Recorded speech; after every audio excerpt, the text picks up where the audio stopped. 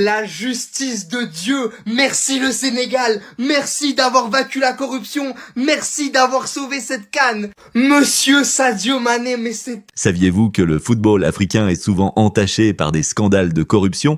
Les récents événements autour de la Coupe d'Afrique des Nations ont mis en lumière des controverses qui soulèvent de sérieuses inquiétudes. Aujourd'hui, nous allons explorer comment ces allégations affectent la crédibilité et l'avenir du football sur le continent. Tellement une immense légende du football, les gars.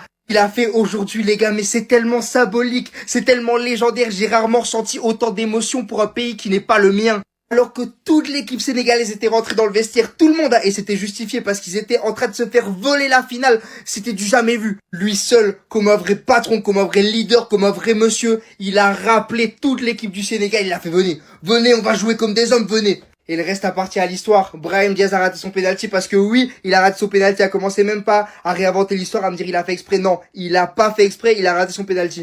Et puis pendant les prolongations, le grand Pape Gueye va marquer le but de la victoire pour offrir la CAN au Sénégal et rétablir la justice dans toute l'Afrique. Merci Pape Gueye. En tout cas, je suis ultra heureux pour les Lions de la Teranga. Ils méritent amplement leur CAN. Ils ont fait un très beau parcours, une très belle finale. Même en se faisant voler, ils ont été chercher la victoire. Et aujourd'hui, ils ont clairement montré à la terre entière que c'était eux, la meilleure équipe d'Afrique.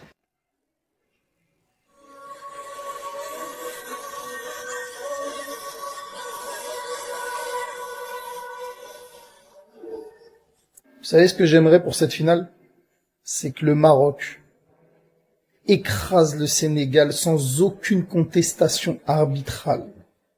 Pour que comme ça, sur les réseaux, vous allez arrêter de parler de corruption, de je sais pas quoi, le Maroc, ils ont acheté vos bêtises là, vos trucs de complotistes, de je sais pas. Le Maroc, il est au-dessus, les gars. Faut être honnête. Là, vous parlez du Nigeria. Ouais, Nigeria, vous pouvez pas acheter le Nigeria. Comme si le Maroc était venu, il avait posé un billet au Nigeria, comme si le Nigeria, c'était un pays du tiers-monde qui n'avait pas d'argent, qui était en Hesse. Et les gars, j'espère juste le Maroc, ils vont les tabasser sans erreur d'arbitrage. Et c'est pas contre vous les Sénégalais, parce que je vous adore, d'accord? Mais c'est juste pour qu'on arrête de taper sur le Maroc. Juste pour ça. Qu'on arrête de taper sur le Maroc. Ils font une compétition de fou. Faut juste respecter, les gars. Quand une équipe, elle est super, faut respecter. Faut arrêter de faire du cinéma, faut respecter. Voilà, faut respecter. Ils sont forts, c'est tout. Ils ont bousillé le Nigeria, ils sont forts. Là où l'Algérie, elle a pas réussi à bousiller le Nigeria, eux, ils les ont bousillés. Bon, tout ce que j'ai dit dans la vidéo il y a 2 jours, ça s'est passé hier soir. Pour ceux qui l'ont pas vu, vous pouvez aller voir, j'ai dit que le Maroc allait gagner. C'est ce qui s'est passé après l'enjeu des joueurs nigériens. Donc moi je vais vous expliquer tout ce qui a mené à ce match. Déjà tout ce qui s'est passé depuis le début de la CAN. Et fait d'arbitrage, les tirages au sort avantageux pour le Maroc, désavantageux pour l'Algérie et pour le reste. Le tirage avantageux pour le Sénégal qui prend en 8e le Soudan et en quart le Mali. Excusez-moi, mais comparé à moi, Algérien qui a fait comme parcours le Congo en 8e et le Nigeria en quart, j'aurais préféré me taper le Soudan et le Mali. Les 2 équipes qui sont en finale ont fait des parcours de peintre. À part le Maroc qui, à partir des quarts, ils ont eu le Cameroun et en demi ils ont eu le Nigeria. Mais le Nigeria, après avoir parlé des parcours avantageux du Sénégal et du Maroc, des équipes qui étaient prédestinées à finir en finale depuis le début, c'est prémédité. On va parler des faits d'arbitrage pendant le match Algérie-Nigeria. Je vais pas vous remettre les images de la main, tout ça, parce que vous avez vu, je vais pas vous remettre l'image où Aït Nouri se fait agresser par un joueur nigérien, même celui qui prend le carton jaune. Je vais vous expliquer l'intérêt du Maroc à avoir fait gagner le Nigeria par rapport à l'Algérie. Déjà, pour moi, c'était inutile de payer l'arbitre pour le match Algérie-Nigeria, parce que le Nigeria, dans tous les cas, était au-dessus et il serait passé à la régulière. Ils étaient au-dessus de nous, j'ai vu le match de mes yeux. Mais l'intérêt du Maroc à faire passer le Nigeria par rapport à l'Algérie, c'est que, en faisant passer le Nigeria en demi, le Nigeria, tu peux les corrompre. Contrairement à l'Algérie, tu ne peux pas les corrompre. L'Algérie est incorruptible. Le Nigeria, tu peux les corrompre, tu peux leur passer des billets pour qu'ils ratent leur penalty, par exemple. Mais ça, on va en parler plus tard. Donc, ils ont pris leurs précautions en mettant un arbitre pour saboter le match Algérie-Nigeria. Par rapport au stade, quand on voit le nombre de fautes qu'a fait l'Algérie, moi qui ai regardé le match au stade, il y a vraiment la moitié des fautes qui ont été très très très généreuses en faveur du Nigeria. Et il y a la main du penalty non sifflé, mais ça je vais pas vous le montrer, vous l'avez déjà vu. Des gens ont prouvé qu'il y avait main. Les cartons jaunes donnés à l'Algérie n'étaient pas anodins. Ils ont mis des cartons jaunes à l'Algérie en fonction à ce que si l'Algérie passe par miracle, parce que au niveau on n'y était pas et l'arbitre nous aurait pas fait passer, mais même si on serait passé, les cartons jaunes donnés à l'Algérie étaient faits en sorte de nous faire suspendre le maximum de joueurs pour les demi-finales. Si on était passé en demi-finale, on serait allé en demi-finale sans Zerouki, sans Hadj Moussa et sans Amoura. En plus de ça, je vais pas vous remontrer les images, encore une fois, vous avez dû les voir, l'arbitre du match qui refuse de serrer la main aux joueurs algériens, mais qui la serre quelques secondes après aux joueurs nigériens. Ça, il y a qu'un malade mental qui peut réussir à me donner une explication à ça. Passons à quelque chose qui s'est passé hier, qui est vraiment grave. Mohamed Soumaré, journaliste malien, a été retrouvé mort dans sa chambre d'hôtel à Rabat. Allah yarhamou si c'est vrai. Quelques jours avant sa mort, il dénonçait la corruption avec preuve concernant le match Algérie-Nigeria. Et ceci est vrai, vous pouvez aller le vérifier. Mohamed Soumaré, tapé sur la barre de recherche TikTok, il avait parlé du match Algérie-Nigeria, le fait qu'il était retrouvé mort dans sa chambre d'hôtel. Je pense pas que ça soit une coïncidence avec tout ce qui s'est passé. Préparatif du coach nigérien à dire que son groupe est fatigué, ce qui est totalement faux. J'ai mis toutes les preuves dans ma précédente vidéo. Son groupe n'était pas fatigué. C'était une excuse en cas de défaite, ce qui s'est passé parce qu'ils ont reçu le virement. Les choix du coach lors de la séance de tir au but. Il fait tirer Chukwueze qui a tiré 0 penalty dans sa carrière. 0 penalty tiré. 0 penalty tiré, 0 marqué, 0 manqué jusqu'à présent. Onyemachi qui a aussi tiré 0 penalty dans sa carrière. 0 penalty tiré, 0 marqué, 0 manqué. Alors que sur le terrain, il y avait encore Lookman, Iwobi et Bassé qui sont des joueurs en confiance. Il peut les faire tirer, mais pourquoi il ne les fait pas tirer? Parce qu'il y a volonté de perdre. Et il fait sortir Victor Osimhen à la 118e, alors que juste après, va y avoir l'une des séances, les tirs au but, la plus importante de son mandat en tant que coach. Pourquoi tu fais sortir Victor Osimhen? Pourquoi tu ne fais pas tirer Ademola Lookman? Pourquoi tu fais pas tirer Calvin Bassé? Pourquoi tu fais pas tirer Iwobi? Pourquoi? Et penalty scandaleux de Chukwueze et de Onyemachi. Donc déjà, lui, regardez sa nonchalance pour tirer. Est-ce que ça, c'est le penalty de quelqu'un qui veut gagner la Coupe d'Afrique des Nations? Ensuite, il y a lui, c'est scandaleux. Regardez, Bonou est déjà à gauche. Il tire quand même à gauche, à la gauche de Bonou. Regardez. Et là, il faisait un... Dans la première partie, on a vu comment l'équipe du Sénégal, après un moment de découragement, a su revenir et décrocher la victoire malgré des circonstances controversées. Cela soulève la question de l'intégrité dans le sport et des pressions qui peuvent influencer les résultats. Dans la suite, on découvrira les coulisses de cette victoire et les intrigues qui l'entourent. Il est énervé. Et à moins que vous soyez aveugle, hein. Moi j'ai regardé presque tous les matchs du Nigeria durant cette CAN. Wallah qu'ils n'ont pas joué comme ils ont joué pendant toute la compétition. Le niveau qu'ils ont affiché contre le Maroc n'était pas leur vrai niveau. Ça crève les yeux le non-jeu des joueurs nigériens. Vous pouvez aller voir la vidéo de Romain Molina qui détruit la CAF sur la plateforme rouge. Et c'est aussi dû à leur future organisation de la Coupe du Monde en 2030. Il y a tout intérêt à les faire gagner. Donc le match contre le Sénégal sera de la poudre de perlimpinpin. Le Maroc va gagner sans aucune surprise. C'est comme du catch. On sait qui va gagner à l'avance. Le Maroc va gagner. Perdez même pas votre temps à stresser. Les Marocains, achetez déjà tout ce que vous avez acheté pour les festivités parce que vous allez gagner. Et bien joué à vous. Il a aussi les dossiers. Parce qu'à l'époque, rappelez-vous de ce fameux dossier, lorsqu'il gère le club de Berkane, et on explique qu'il aurait mis un coup de tête à un arbitre éthiopien. Ça avait fait un grand scandale, etc. Et puis l'arbitre éthiopien, lorsqu'on lui a demandé de finaliser tout ça au Caire, bah, il ose pas. Et il y a certaines personnes, si je vais au bout, ma carrière, elle est finie. Ça vous donne un peu une idée de la terreur, il n'y a pas d'autre mot, qu'inspire Fawzi Lekja. Est-ce que Fawzi Lekja jouit d'une influence et d'un pouvoir considérable au sein du football africain? C'est la réalité. Est-ce que ce dernier a eu un comportement plus que limite vis-à-vis de certains employés de la CAF et autres? Est-ce qu'il a eu une influence à la fin de la CAN féminine pour l'éviction du responsable de l'arbitrage de la CAF?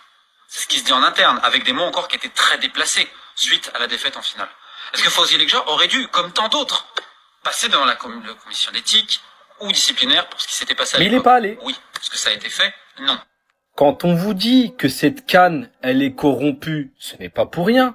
Romain Molina, vous le savez très bien c'est qui. Et vous le savez très bien que ce mec-là ne parle jamais pour rien. Ce qu'il dit sur Fawzi Lekja, c'est la vérité, les gars, c'est tout. Président de la Fédération marocaine de football, il est membre du conseil de la FIFA aussi, hein, faut le savoir. Parce que je vous vois, vous êtes là, vous vous attardez sur l'Algérie, ok, on a perdu et tout, y a pas de souci. Mais les gars, la corruption, elle est présente. Et tout ça, c'est à cause de cette tête à claque là ici. Ce n'est pas pour rien que tout le monde se plaint dans cette CAN, tout simplement. Et si vous voulez pas y croire, bah n'y croyez pas, qu'est-ce que vous voulez que je vous dise, restez dans l'ignorance. À ce jour, je n'ai jamais vu Romain Molina mentir sur quoi que ce soit. Alors, peut-être qu'il sort pas tout le temps les preuves, mais en tout cas, tout ce qu'il dit, ça a un réel sens. Bravo au Maroc d'avoir gagné la CAN. Franchement, bravo. Ils ont fait un parcours incroyable, rempli de corruption, et c'est tout ce qui va se passer. Voilà, c'est tout. On le sait, et voilà. Si vous croyez, je vais vous applaudir pour ça, mais jamais de la vie.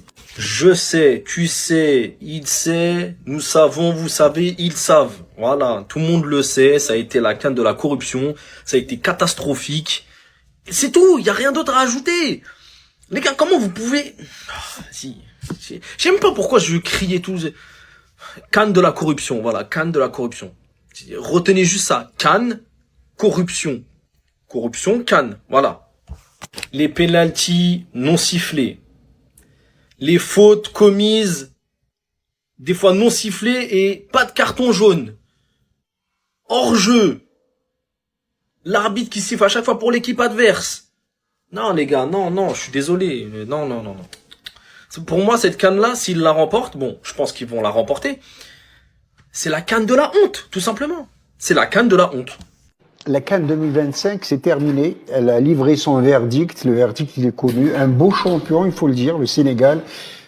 Constellation de vedettes. Malheureusement, je m'empresse de le dire, que cette CAN 2025 ce devait être la fête du football africain.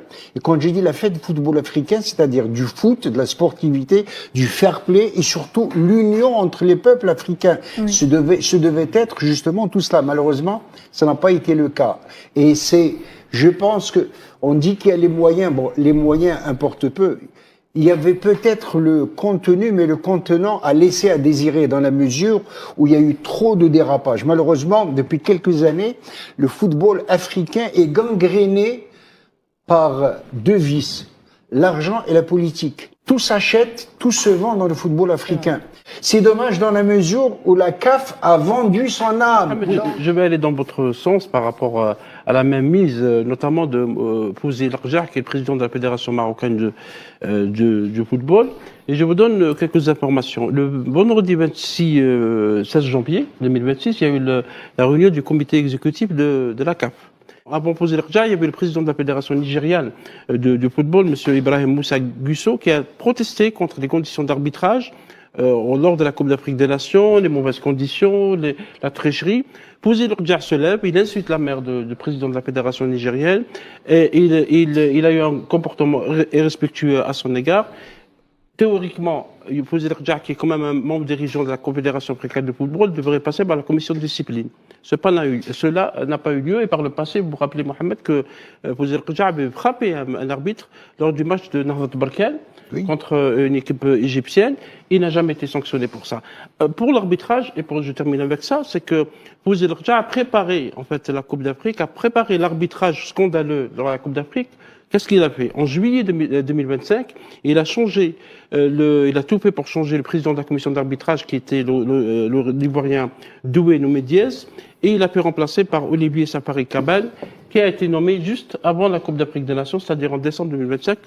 Ça veut dire que ce président de la Fédération marocaine, qui fait ce qu'il veut, il a préparé le terrain pour que son équipe gagne la Coupe d'Afrique, elle n'a pas gagné. La CAN 2025 a été marquée par des accusations de corruption et des polémiques arbitrales qui ont entaché l'esprit sportif malgré le talent des équipes. La compétition a révélé des tensions profondes dans le football africain. Au-delà du résultat, la question demeure: comment rétablir la confiance et l'intégrité dans ce sport passionnant?